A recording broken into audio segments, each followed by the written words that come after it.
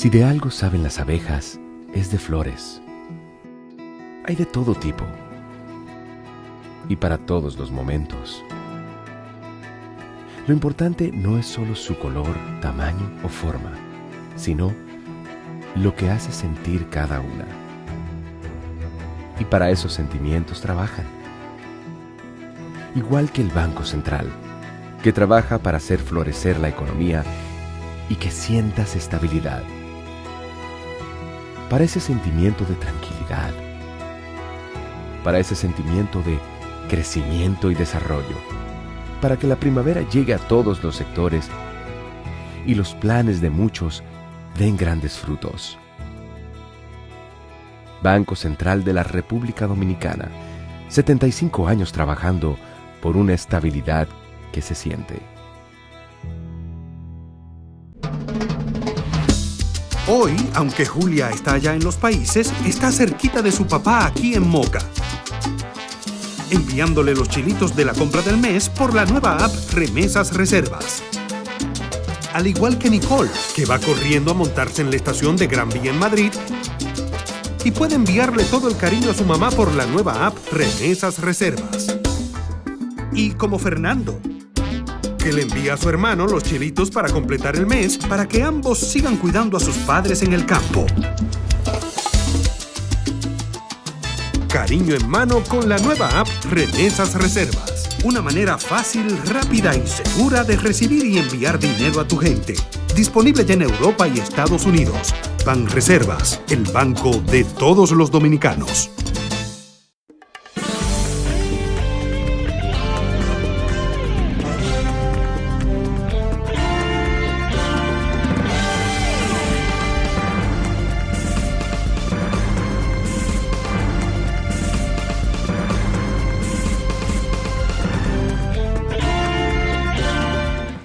Muy buenas tardes, amables televidentes. Bienvenidos a su cita diaria, crepuscular y nocturna en Teleimpacto, que es al final de la tarde despidiendo el sol y comenzando la noche. Ponga su caridad en buenas manos.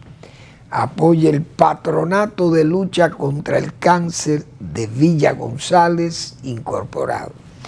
809-443-8010.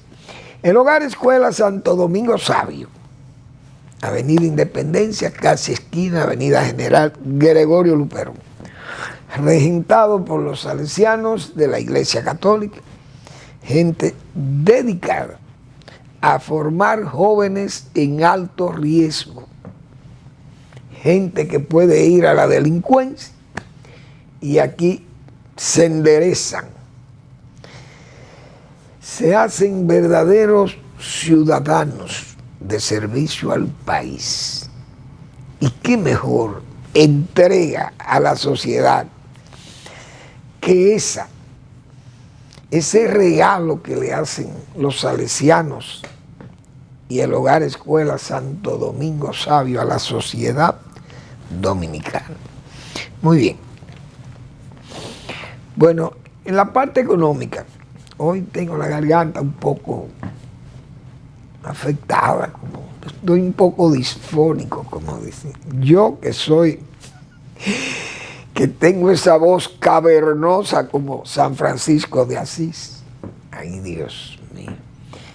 Pero estos cambios de humedad, de temperatura, y eso afecta a uno muchísimo. Y ya después que uno ha hablado tanto, con tantos años hablando, Dios mío, qué grande es Dios. Qué testimonio tiene uno que decir de Dios, que nos permite todas estas gracias. Hablar, señores, tantos años hablando, desde niño uno. Y tenemos nuestras cuerdas vocales todavía. Saludo esa gracia de Dios, Dios mío. Bueno, el Banco Central anuncia al país y al mundo que su tasa de política monetaria inamovible, 7% anual. Y eso obedece, todo el mundo sabe que eso pudiera bajar, pero hasta que los americanos no bajen la suya, como dice, el Banco Central no baja más. Porque es entendible que si en Estados Unidos está alta la tasa y aquí está baja, sigue bajándole, así le bajan más de lo que está, entonces habrá fuga de divisa, y eso es muy lógico. Entonces hay que estimular que la gente haga sus inversiones aquí y que el ahorro interno sea fuerte y que la gente tenga una tasa de cambio estable, que haya recursos disponibles para el crédito. Quisieran las autoridades que fuera menos la tasa, pero no se puede. Eso es lo que hay. Y los técnicos del Banco Central saben lo que tienen entre manos. También hay una tasa que le llaman ellos de depósitos remunerados u overnight. Esa permanece en 5,50%. Y otra que se llama RIPOS, o tasa de facilidad permanente de expansión de liquidez, o RIPOS. Esa está a 7,50% anual. Esa es la tasa que anuncia el Banco Central. Y eso es estimulante porque sabemos que las cosas están en buenas manos, que hay garantía de que la estabilidad macroeconómica, los fundamentos de la estabilidad macroeconómica están bien manejados y que andamos en ese aspecto más que razonablemente bien, más. Eso es la verdad, desde luego. Nuestro país es un país de estos países que son países riesgo, porque hay que entenderlo. Nosotros tenemos un alto déficit fiscal, se sabe, y por eso se está hablando de una reforma. También tenemos una deuda externa pesadísima y un gasto público que cae, que raya en plena paganía, hemos dicho nosotros aquí. Por tanto, nuestro país es un país de riesgo, no hay duda, aunque ese crecimiento económico en los últimos 4 años se ha mantenido relativamente estable y alto, excepto un año que bajó, pero la economía es confiable. Morgan Stanley, que son de esas certificadoras de más prestigio en los Estados Unidos, o mejor dicho, en Occidente o en el mundo, porque esos son multinacionales, dice que la economía dominicana es fuerte, que hay fortaleza. Y el Banco Central nunca ha dicho que hay una debilidad, porque si hay fortaleza, se ve, la ven esos organismos, no hay duda de ello, porque esa gente no puede ponerse a hablar por hablar, o le van a pagar para que hablen así. Uno no cree esas cosas. Por tanto, eso dice bien, las inversiones extranjeras han subido y se espera, según la gobernación del Banco Central, se espera que suba unos 4.500 millones de dólares en el año. Y ya prácticamente estamos a mitad de año. Entonces las cosas no pintan mal desde el punto de vista de esos fundamentos macroeconómicos. Pero la reforma, parece que la reforma, el gobierno va a confrontar algunos problemas porque la oposición no está dispuesta a echarse esa canana, como se dice, no porque rehuyan a la responsabilidad política y a la responsabilidad social del país, porque la oposición lo que no puede torpedear la reforma, lo que determina el gobierno, pero nadie quiere echarse una culpa que no es su culpa. Está bien que había déficit, antes habían déficit, pero este gobierno lamentablemente se ha excedido en el gasto, porque ahí es una realidad y está ahí, visible. Las EDE ya no se sabe por dónde eso anda. Las pérdidas son enormes en la parte eléctrica. El gobierno tiene que subsidiar 1.500 millones de dólares. Las pérdidas han subido a un 47%, la pérdida de esa administración de energía eléctrica. Entonces, algo anda mal.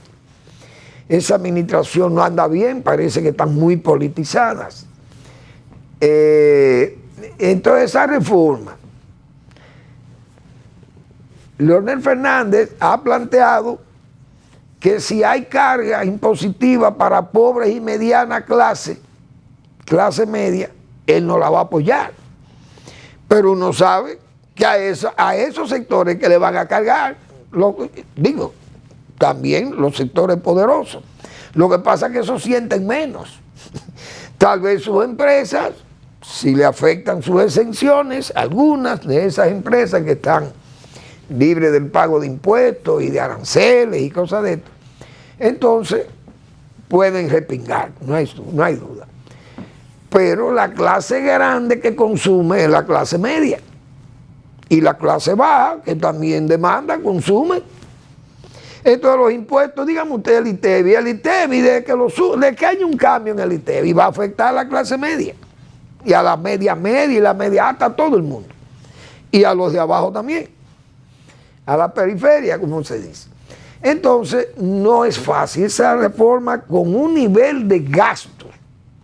Este nivel de dispendio, como yo le he llamado, de paganía. Porque hay que ver el dinero que este gobierno gastó en esas elecciones. No el que se pagó a los partidos. Eso es una chilata para lo que se gastó aquí. Entonces siempre dijimos que el gobierno, desde el principio, el gobierno no ha sido austero. Yo hablé aquí de una reunión que vi una noche, una reunión del PRM. Y ahí habían más de 300 jipetas, de esas negras grandes. Jipetas de alto consumo y nuevas. Entonces el presidente, desde que entró al gobierno, dijo que iba a haber austeridad, que esa compra de vehículos, eso se iba a limitar, que las tarjetas, bueno, y se puso la cosa, que entendíamos que venía por un cauce de austeridad al estilo Balaguer en los años 66, cuando este país estaba en cero, porque ahí sí es verdad que estábamos en cero, pero hubo austeridad de verdad. Sin embargo, lo que hemos visto es un festival de pensiones, de gastos. El gobierno ha gastado mucho dinero, dijimos aquí 4 billones de pesos, presupuestos enormes, pero ahí están los gastos sociales, los regalos, los gastos de Navidad, los sueldos, las pensiones, las atenciones, los regalos por allí, bonos por aquí, bonos por allí, materiales de construcción. Bueno, entonces la verdad que ha habido un gasto enorme. Y compensar entonces a los que se adscribieron a la causa reeleccionista del presidente Abinader, que el presidente Abinader tiene compromiso con esa gente. Compromiso jurado ante el general Zorrilla Osuna, que hizo que el presidente jurase que había que complacerlo antes y después del triunfo, nombrarle su gente y a ellos en cargos públicos. Entonces el Estado tiene un espacio limitado, pero no pueden crearse 2 estados en uno. O mejor dicho, 2 gobiernos en uno, pero hemos dicho nosotros que el gobierno va a tener que hacer un gobierno paralelo, porque ¿dónde que van a meter la gente? Entonces, con ese horizonte de gasto y de compromiso, mandar una reforma con ese deterioro, ese gasto manijroto, óigame, y que la gente acepte eso. Es decir, tantos zánganos que andan ahí, muchísima gente, que eso no va a ser fácil. Ojalá el gobierno y el presidente y su figura no salgan mellados de esto, que salgan bien liberados. Porque al final el gobierno, con su mayoría congresual, es que tiene que aplicar esa reforma.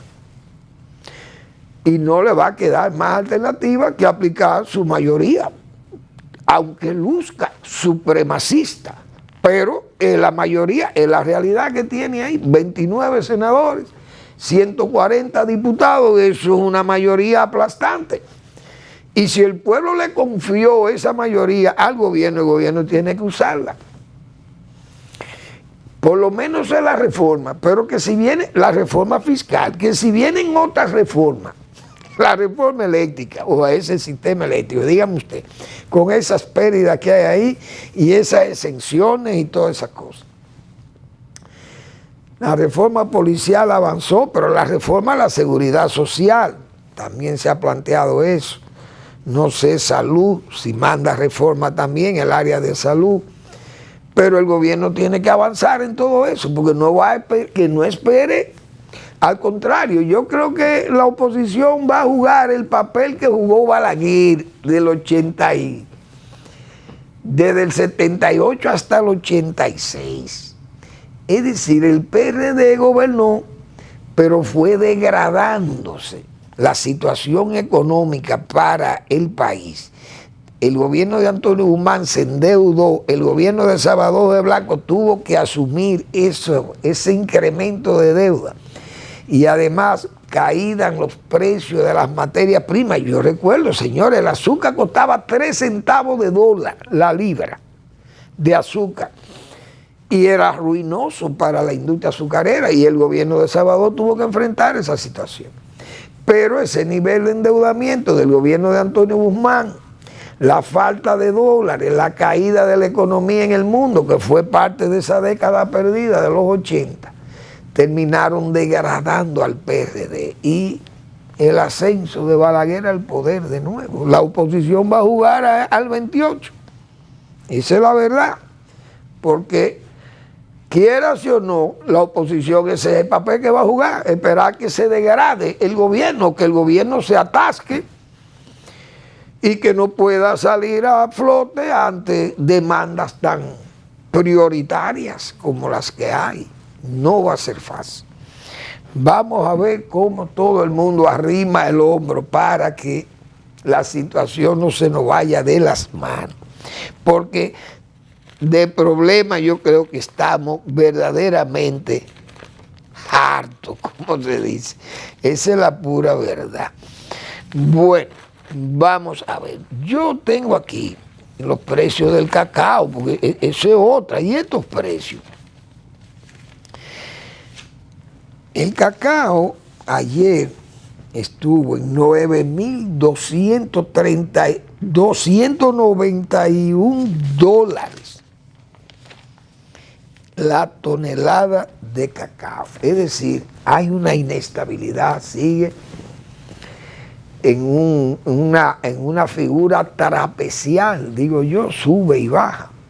Unos picos, porque estuvo en 7.000 y algo. Subió a 11.000, todos recordamos, y ha estado fluctuando entre 7.000 y 9.000, 8.000. En ese margen ahí está fluctuando el precio del café y todavía es un precio muy, muy alto y muy bueno para los productores, pero preocupante para los comercializadores, exportadores y los manufactureros, lo que hacen los chocolates, los dulces, y la repostería y todo eso, porque hay una preocupación muy fuerte con esos precios. Hay que buscar y más estos cacao como el nuestro, cacao fino y de aroma, cacao orgánico y ese fino y de aroma, que son cacao que lo pagan más caro en el mercado internacional por su alta calidad. Imagínense, el cacao fino y de aroma son esos cacao tipo Hispaniola. Y el cacao Sánchez. También el cacao orgánico, que vale más todavía, tiene mayor valor que esos cacao. Entonces el cacao dominicano es caro porque es de excelente calidad. Vamos a la pausa y seguimos.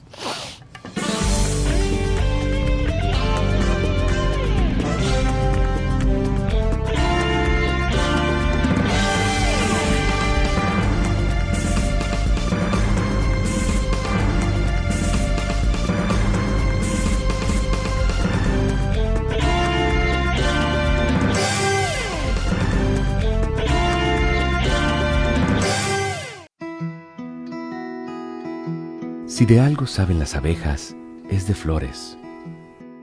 Hay de todo tipo y para todos los momentos. Lo importante no es solo su color, tamaño o forma, sino lo que hace sentir cada una. Y para esos sentimientos trabajan. Igual que el Banco Central, que trabaja para hacer florecer la economía y que sientas estabilidad. Para ese sentimiento de tranquilidad, para ese sentimiento de crecimiento y desarrollo, para que la primavera llegue a todos los sectores y los planes de muchos den grandes frutos. Banco Central de la República Dominicana, 75 años trabajando por una estabilidad que se siente. Héctor, con el apoyo de Banreservas, duplicó su producción de arroz este año. Chicho, Salvador y Ulloa están felices con los pagos extra. Más producción significa más cuidados, de los que ofrece el negocio de fertilizantes de Gustavo. En la planta de procesado, contrataron a Melba como segunda supervisora y a Apolinar en contabilidad. El arroz de Héctor se coloca en el súper gracias a las manos diestras de Tito, que ya recibió su primer aumento de sueldo. Ese mismo arroz que ahora llega seguro a millones de mesas. Tito, Apolinar, Melba, Gustavo, Chicho y muchos más no se quejan de que Héctor se beneficiara del programa de pignoración de arroz de Banreservas. Detrás de uno que avanza, hay muchos más echando hacia adelante. Banreservas, el banco de todos los dominicanos.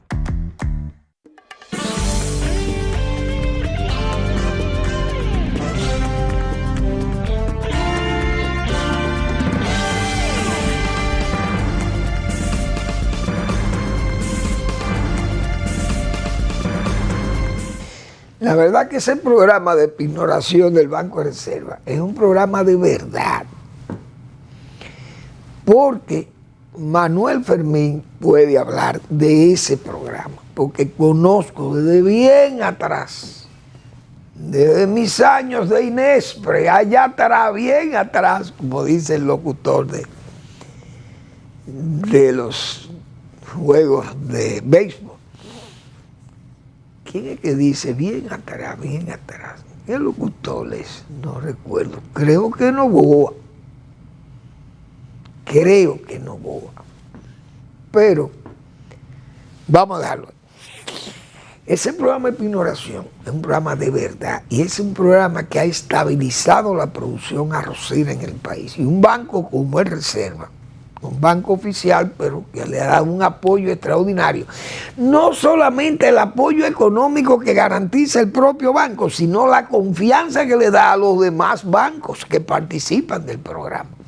¿Por qué? Porque el Banco de Reserva es un banco líder en eso, indiscutiblemente, y aporta la mayor cantidad de recursos para sustentar la producción arrocera y la comercialización después de esa producción.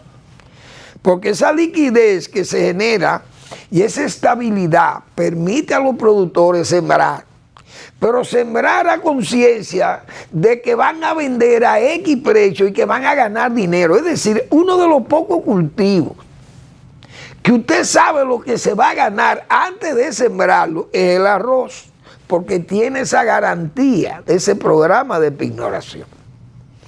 Que es bueno que el pueblo conozca que tenga esa conciencia clara de que ese programa es un programa que ha logrado estabilizar la producción arrocera del país y subirla a los niveles en que está hoy, y que además, fíjense cómo exhibe el banco esa publicidad con mucho acierto, precisamente, con mucho acierto. Bueno, entonces el café ha ido subiendo de precio también 229,83, pero ha subido hasta 230 y más el quintal. El petróleo 79.23, el oro $2.336 la onza, es un precio extraordinariamente alto. Entonces, del café, yo creo que el café en este nuevo periodo tal vez el gobierno podría ayudar Yo le he sugerido por escrito a algunas autoridades de este gobierno, le he escrito sobre el estímulo al café. El estímulo para la renovación, por ejemplo, se han introducido ya variedades resistentes a la roya, cosa que está muy bien, viene ya de 2 o 3 años atrás o más, que se introdujeron una serie de variedades que son tolerantes a la roya, porque no voy a decir que sean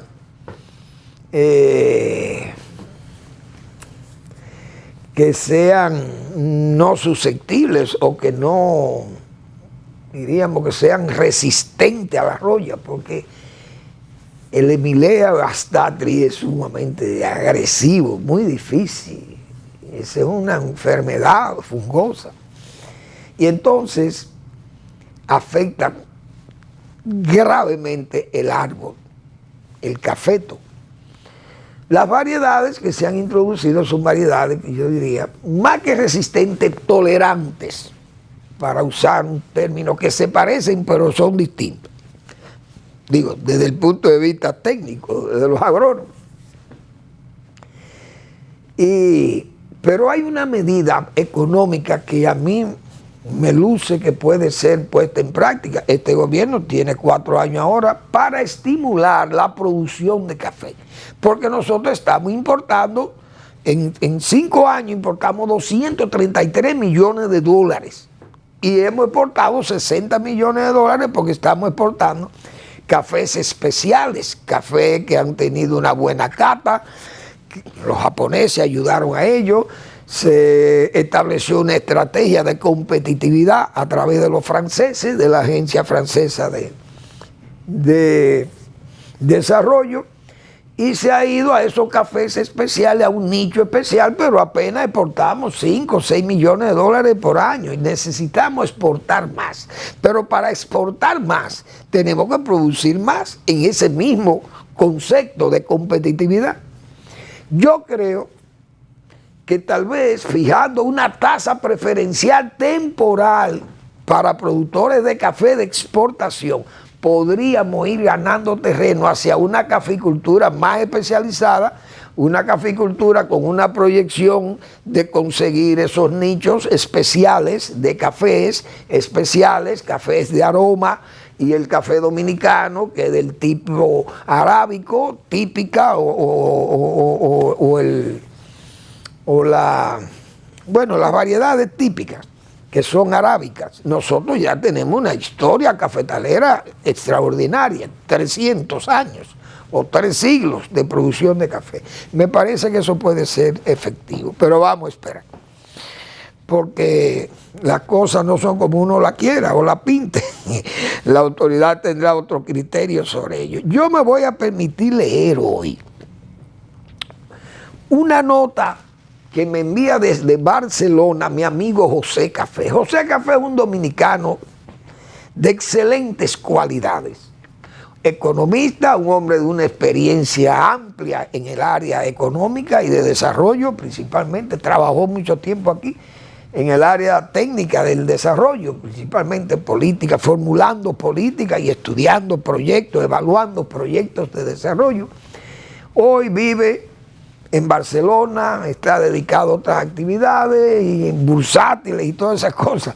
Y José, que siempre ve este programa por YouTube, hace comentarios. A los comentarios que yo hago, él los amplía, me hace no mis críticas, pero hace comentarios que pueden ir en contra de lo que yo opine o a favor también de lo que yo opine, y lo amplía. Entonces José escribió sobre el urbanismo, una nota que yo quisiera compartirla con ustedes, porque nosotros tratamos ese tema. En esta semana, tratamos el tema de las barriadas, de los barrios, del hacinamiento barrial, de las condiciones sanitarias muy malas, precarísimas, cómo eso afecta la vida, de la calidad de vida de los residentes en los barrios que están desamparados, que nada más se ve el desarrollo y el lujo se ve en el polígono central, pero la periferia luce muy mal. La gente duerme mal hacinado, en habitaciones, hacen todo prácticamente en dos o en una habitación. La gente vive casi uno, como se dice, uno encima de otro. Muchas en patio y tras patio, los malos desagües, no hay alcantarillado ni pluvial ni sanitario, las inundaciones lo afectan todo. Entonces las cañadas, la basura, los apagones, los mosquitos, las enfermedades transmisibles, todo es el agua, no hay cisternas públicas por lo menos que puedan darle asistencia. Y yo me opiné sobre la situación de las barriadas. José me escribió desde Barcelona y yo quiero compartir con ustedes la opinión de José. Reforma urbana, dice José Café. Eso me hizo convertirme de bochita a balaguerista y me cambió la simpatía política hacia Peña Gómez. Cuando comencé a viajar y ver la estructura urbana de países con PIB per cápita por debajo de República Dominicana, me dije, Balaguer es quien nos va a sacar de este campo urbanizado. Peña Gómez dijo que no tumbaría barrios para construirlos de nuevo, sí que le daría zinc, cemento y tablas a la gente para reparar sus casuchas. Entonces me dije, este hombre es de políticas pequeñas, no nos va a llevar al próximo nivel. Es decir, Balaguer, yo citaba aquí el caso, por ejemplo, del Hoyo de Chulín, o los Cartones, o la Loma del Chivo, o la Sursa, o el barrio Duarte, y todos Guachupita, esos barrios que fueron, y en Villas Agrícolas, y por doquier. Esos barrios muy hacinados y precarísimos con los servicios, pero Balaguer fue mejorando esos barrios, le construía los apartamentos. Pero además de los apartamentos, hacía el alcantarillado pluvial y sanitario. Pero además tenía la electrificación y las comunicaciones. Verbigracia, ahí está, y vivienda. Todo completo, los servicios, parques, avenidas, calles, policía, bomberos, clínicas, etcétera, etcétera, etcétera. Las avenidas de acceso, qué sé yo. Entonces, escuelas.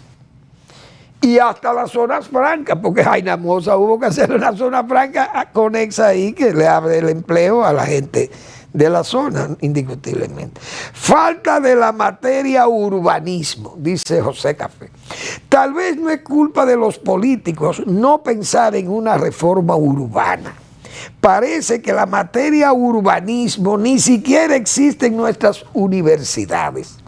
Trata de la estructura de una ciudad no solamente en lo físico, sino también en lo medioambiental y provisión de servicios públicos. Esa clase existe en todas las ingenierías de construcción y ciencias sociales de Colombia. Salvo Balaguer, nunca he escuchado a ningún político hablar de reforma urbana, hacinamiento ni barrios atomizados, aunque sí hablan de barrios marginados, pero sin proponerse cambiarles nada. Y siempre me pregunto si esos políticos en campaña infundados en sus camisas polo, Tommy y náutica impolutas, cuando pasan por esos barrios no se dicen a sí mismos, si llego a ser presidente cambiaré esa tragedia espacial. Esa es la realidad. José es un técnico del área de desarrollo, repito, conocedor de eso, y esa materia de urbanismo, eso es parte de esas inquietudes de José también, que la compartía de la que yo decía acá, de que hay que mejorar los barrios. Porque este mismo sector está densamente poblado, el polígono central. Entonces, por ejemplo, ¿cómo es posible que un área como el Ensanche La Fe, por ejemplo, El ensanche La Fe luce como un barrio de segunda, estando al lado de un barrio de primera. Vamos a llamarle así, porque el ensanche La Fe y Naco solamente lo divide la avenida John F. Kennedy. Sin embargo, están conexas. ¿Y por qué esa división? ¿Por qué ese cambio? ¿Por qué esa disparidad? Pero es que hay que ampliar los servicios hacia allá. Hay que financiar las torres en el ensanche La Fe y llevar los servicios que sean más eficientes o controlar también, porque hay que controlar el caos. ¿Quién va a construir al lado de esta posilga? Repito, esta posilga que hay ahí en este mercado de la San Martín con Tiradentes. ¿Quién se atreve a construir nada ante la evidencia de un albañal como es eso ahí? Pero ningún gobierno se atreve a meterle, como se dice, a meterle el pico a eso. ¿Por qué? Entonces nadie va a invertir su dinero en una zona como está rabalizada todo eso ahí, porque no tiene sentido. Además hay muchos también terrenos que son terrenos públicos también ahí, no sé, porque hay algunas instituciones públicas, entonces está el estadio, eso y esas instituciones que están ahí, entonces salud pública, está obras públicas, pero esas son áreas que pueden desarrollarse mejor. Yo no sé por qué calles amplias, avenidas bien amplias, pero no ha habido un desarrollo hacia ahí para que compense la carga del Naco y de todos esa barriada. No lo entiendo. Honestamente no lo entiendo. Pero así mismo siguen y se van a la Agustina y la Agustinita y todo. Eso está todo hacinado allí. Bueno, eso es tarea de los urbanistas, como dice mi amigo José Café. Hay otra nota que a mí me ha llamado la atención. INEPE activa 95 mercados para facilitar comida barata. Señor, el gobierno no se va a dar cuenta que cuando se hace esto es porque la producción es mala, es baja, la producción agropecuaria. Cuando en tiempos de Balaguer, o en tiempos del PRD, o en tiempos del PLD gobernando, si hay un momento de sequía, por ejemplo, una sequía muy pronunciada, baja la producción agropecuaria, porque eso es obvio. Otras veces vienen fenómenos como los ciclones, etcétera, las tormentas, o vienen estos tornados, etcétera. También plagas que pueden afectar las zonas agrícolas, las crisis, por ejemplo, energética, esa crisis, por ejemplo, de los fertilizantes, o crisis financieras, que entonces afectan la producción agropecuaria. Y usted, cuando ve que la producción es baja, usted, si es autoridad, podía organizar aquellas plazas agropecuarias, se organizaban para aliviar el peso de la carga, de los costos altos de los alimentos. Entonces, ¿qué hacían los gobiernos? Que nosotros participábamos en esas acciones de mercadeo, de comercialización. Bueno, el gobierno compraba huevos a los productores directamente en las granjas, los transportaba, tenía sus mecanismos de transporte, o pagaba un transporte más económico, tal vez, a los mismos granjeros, y minimizaban costos para al mismo tiempo venderle esos productos más económicos subsidiados a la población. Y la población se beneficia mientras la crisis de oferta se mantenga en el país, porque eso son cosas que van cambiando. Es decir, las plazas agropecuarias o los mercados son producto de crisis de producción. Entonces, ¿por qué salen el Ministerio de Agricultura y el gobierno celebrando 390 millones de quintales de qué sé yo, de comida, que estamos produciendo qué sé yo cuántos millones de toneladas. Señores, esto es una evidencia de que estamos mal. Eso es una evidencia de precariedad en la producción agropecuaria, cuando INEPRE tiene que anunciar que activa 95 mercados para facilitar comida barata. Eso quiere decir que la producción es escasa. Esa es la única lectura que tienen las plazas comerciales, o las comerciales no, las plazas agropecuarias. O mejor dicho, esas plazas improvisadas o mercados móviles que se instalan para hacer más factible a la familia humilde, la familia más pobre, más débil, que tengan acceso a comida más económica. Esa es la pura verdad.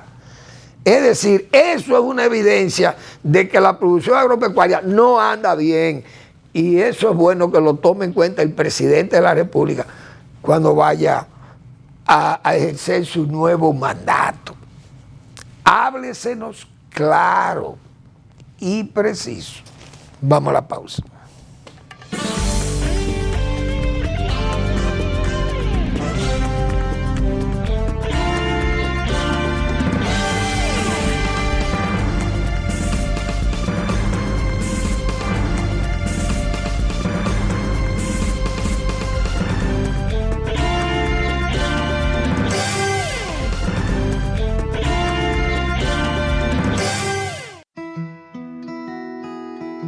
Si de algo saben las abejas, es de flores.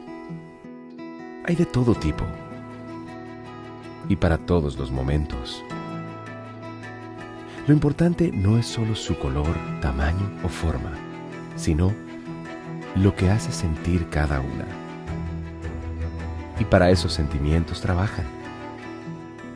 Igual que el Banco Central, que trabaja para hacer florecer la economía y que sientas estabilidad. Para ese sentimiento de tranquilidad, para ese sentimiento de crecimiento y desarrollo, para que la primavera llegue a todos los sectores y los planes de muchos den grandes frutos.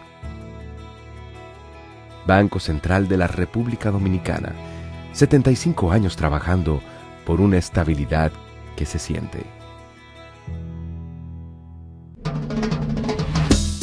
Hoy, aunque Julia está allá en los países, está cerquita de su papá aquí en Moca, enviándole los chilitos de la compra del mes por la nueva app Remesas Reservas. Al igual que Nicole, que va corriendo a montarse en la estación de Gran Vía en Madrid, y puede enviarle todo el cariño a su mamá por la nueva app Remesas Reservas. Y como Fernando, que le envía a su hermano los chilitos para completar el mes, para que ambos sigan cuidando a sus padres en el campo. Cariño en mano con la nueva app Remesas Reservas. Una manera fácil, rápida y segura de recibir y enviar dinero a tu gente. Disponible ya en Europa y Estados Unidos. Banreservas, el banco de todos los dominicanos.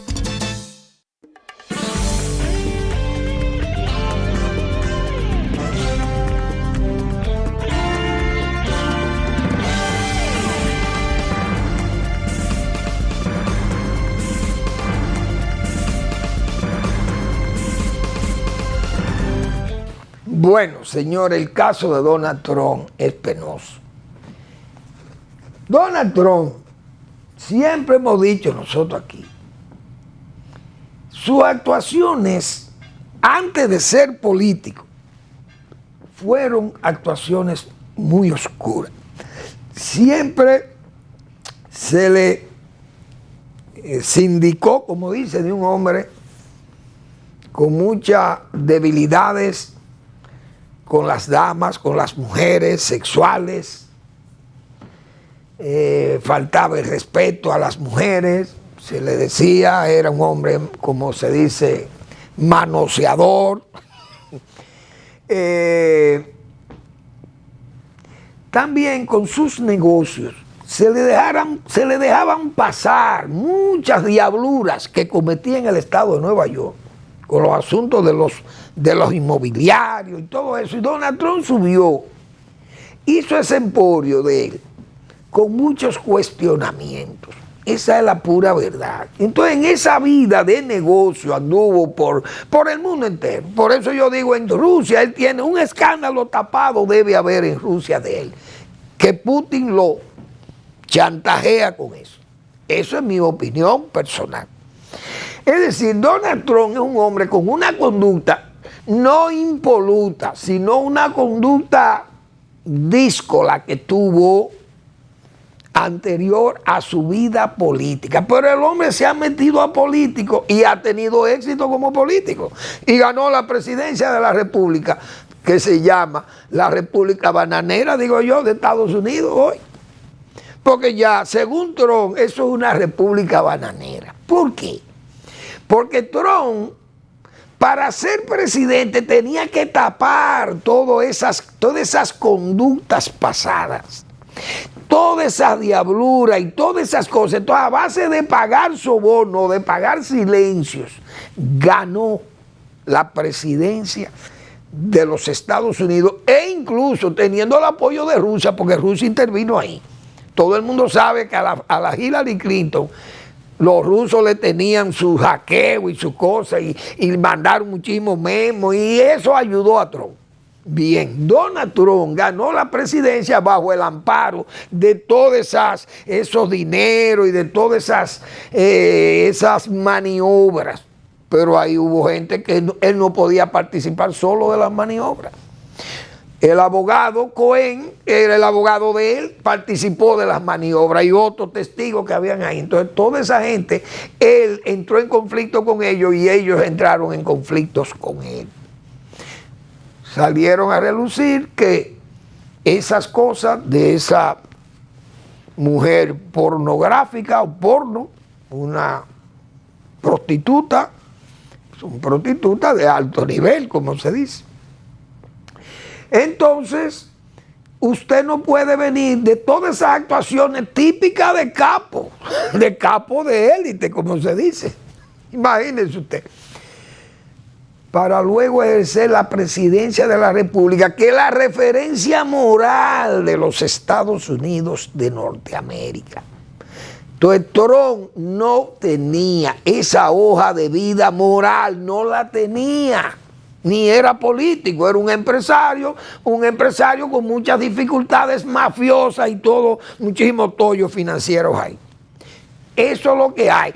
34 cargos de culpabilidad que le ha hecho un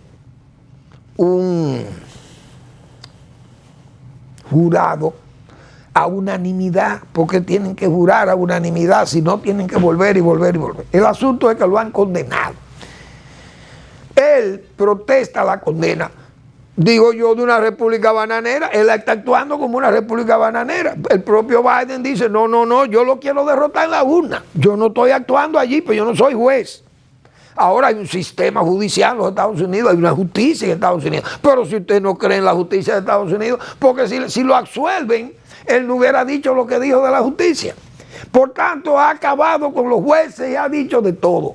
Y dice que es un juicio político. Por eso que digo, será una república bananera. Entonces, apela a lo que Manuel Fermín ha dicho siempre aquí de los políticos, que es al sofisma como escudo de la persecución política. Ahora lo están persiguiendo, pero resulta que faltan 2 cargos más, o 2 hechos más que implican 60 y pico de cargos, más graves que esto por lo que lo han juzgado. ¿Cuáles son esos? Esos papeles que él se llevó a Florida, papeles de ultra secreto del gobierno de los Estados Unidos, eso lo incrimina. Pero eso, ¿quién lo hizo? De su vida díscola y de capo de élite, como se dice, entonces el hombre a presidente de la República, fíjense a dónde deriva documentos de ese nivel, lo lleva a su casa. Pero no obstante eso, tampoco supo perder las elecciones y declaró que fue un fraude. Y entonces un fraude por allí, pero al mismo tiempo provoca una rebelión de turba que va y arrasa con el Congreso de los Estados Unidos. Hay muertos, hay heridos, y esa turba buscando a los legisladores para matarlos.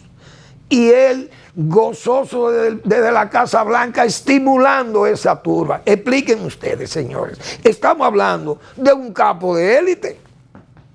Entonces usted no puede esperar que la justicia sea una justicia complaciente y lo tape, lo cubra. Es que usted tiene esa conducta y el problema de Trump es que ese giro de empresario mafioso, como se dice, a presidente de la República de los Estados Unidos de Norteamérica, eso es difícil. Hoy vi, muy bien, él va a ganar las elecciones, probablemente la gane, porque en Estados Unidos hay una masa de votantes que le importa que sea un capo. Capone hubiera ganado tal vez la presidencia de la República, pero Trump tiene su problema de ocultamiento, de todos esos pagos y registros comerciales, y eso es innúmero, las inconductas que él tiene acumulado ahí. Bueno, le recogieron 34, 34, qué sé yo, cuántos millones de dólares en menos de 25 meses.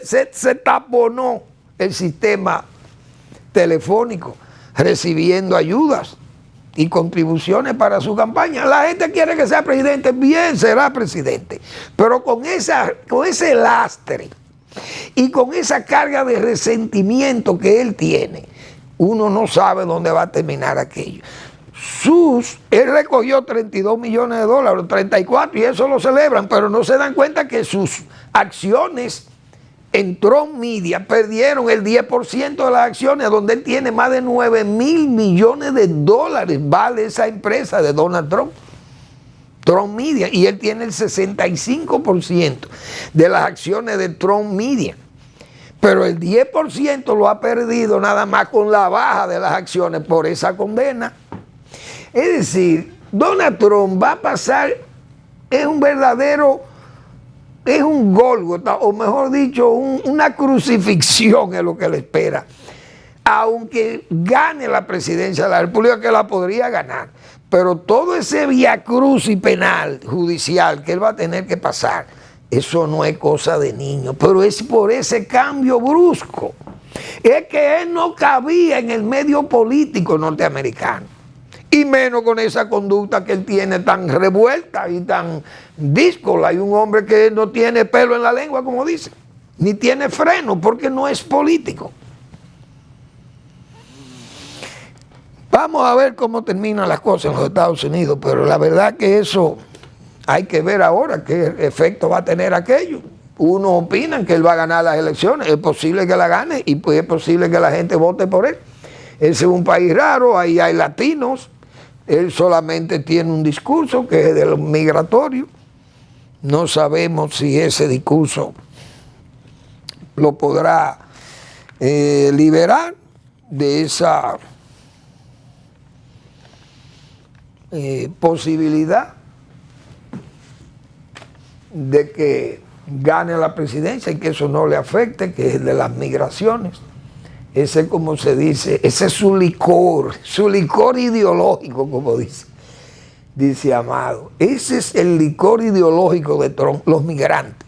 Entonces ha levantado entonces los migrantes latinos y negros, no sabemos cómo esa gente se va a comportar en las elecciones, porque él es muy agresivo con ese discurso. Habrá que esperar. Bueno, de todas formas, eso es lo que trajo el barco para Donald Trump. Vamos a esperar a ver qué va a pasar ahí. De Rusia, el genocida de Rusia, Estados Unidos, Alemania y la Unión Europea han dado luz verde a Ucrania para que bombardee territorio ruso con sus armas, cosa que estaba frenado, porque el señor de Rusia ha amenazado con armas atómicas, pero vamos a ver si es verdad que él apela, porque le van a disparar a los pueblos rusos también ahora con las armas norteamericanas. Vamos a ver si es verdad que el hombre tiene respaldo de China, pero yo he dicho lo siguiente aquí: si China no pelea por Taiwán, que es tierra de ellos, no es verdad que China va a pelear por Rusia. Y en esa guerra, Rusia no es verdad que va a convocar a China a que pelee con Occidente, porque Occidente lo más que puede hacer es negociar con China para dejarle a su Taiwán y neutralizar a los chinos. Porque China, repito, no creo que los chinos sean tan brutos que van a arriesgar su faja, su desarrollo, peleando por Rusia, por salvar a un dictador, un genocida como es Putin, y no lo hacen por Taiwán. Sería un absurdo, dice Manuel Fermín. Bueno, las cosas se están poniendo color de hormiga. Vamos a seguir el lunes con más de estos temas porque hay mucha información. Vamos a invitarles a que lean al doctor Marino Vinicio Castillo en su blog La Pregunta, que toda la semana nos brinda esa oportunidad de buena lectura. La pandemia insiste en no ausentarse y mis reflexiones de mayo. Gracias por su atención como siempre y saludo como siempre y lo subrayo. Y nos vemos el lunes en otra entrega de Al Final de la Tarde, despidiendo el sol y comenzando la noche.